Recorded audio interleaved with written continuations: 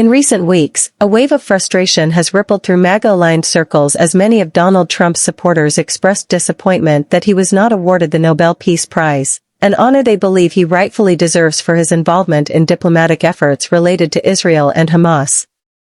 Their anger stems partly from a misunderstanding of how the Nobel Peace Prize process works and partly from a perception that global institutions and elites, including the Nobel Committee, are biased against Trump and reluctant to recognize his achievements. The Nobel Peace Prize is not awarded for ongoing work or for political gestures made within the same calendar year. Instead, it is based on accomplishments and initiatives that have demonstrated clear, lasting impact prior to the nomination deadline, which generally falls in late January each year.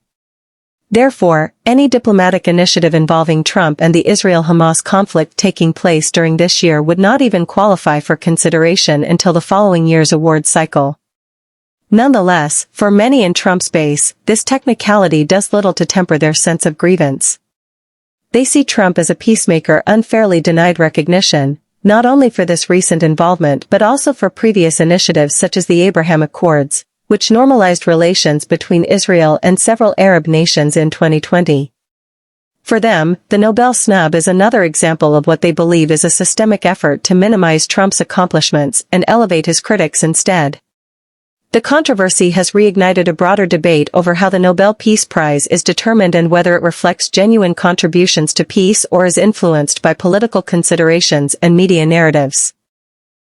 Historically, the prize has always been controversial, from Henry Kissinger's 1973 award for the Vietnam ceasefire to Barack Obama's 2009 recognition given at the very start of his presidency, which even he admitted was based more on aspirations than results. To Trump's supporters, those examples make the case that if others could be awarded for intentions or partial achievements, then Trump's direct role in facilitating agreements between adversaries should certainly have qualified. However, critics counter that Trump's approach to diplomacy often prioritized political optics over sustainable frameworks, and that the success of any peace deal involving him must be judged by its long-term viability rather than its announcement. This distinction is critical because the Nobel Committee tends to emphasize enduring peace and measurable impact, not short-term negotiations or headline-grabbing summits.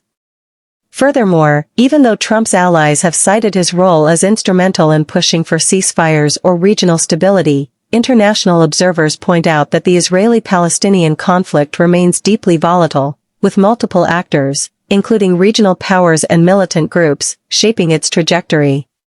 NEAG. Kara Swisher's perspective on the debate surrounding Donald Trump and the Nobel Peace Prize brings a nuanced and thoughtful lens to an issue that has become deeply polarized.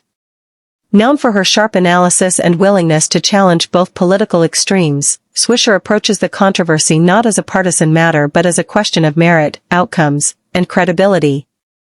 In her view, if Donald Trump's diplomatic efforts truly result in a lasting peace between Israel and Hamas, a conflict that has persisted for generations and claimed countless lives, then he would indeed deserve recognition, possibly even the Nobel Peace Prize itself.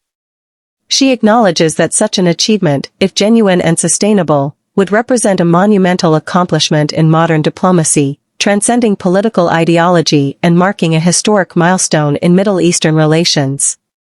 However, Swisher is equally clear that recognition should depend on the durability of peace, not merely the drama of negotiation or the spectacle of political theater.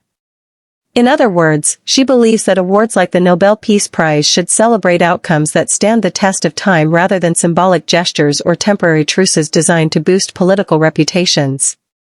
This distinction reflects Swisher's broader worldview as a journalist who values accountability and substance over self-promotion, a perspective shaped by decades of observing powerful figures, from tech CEOs to political leaders, use media narratives to shape their legacies.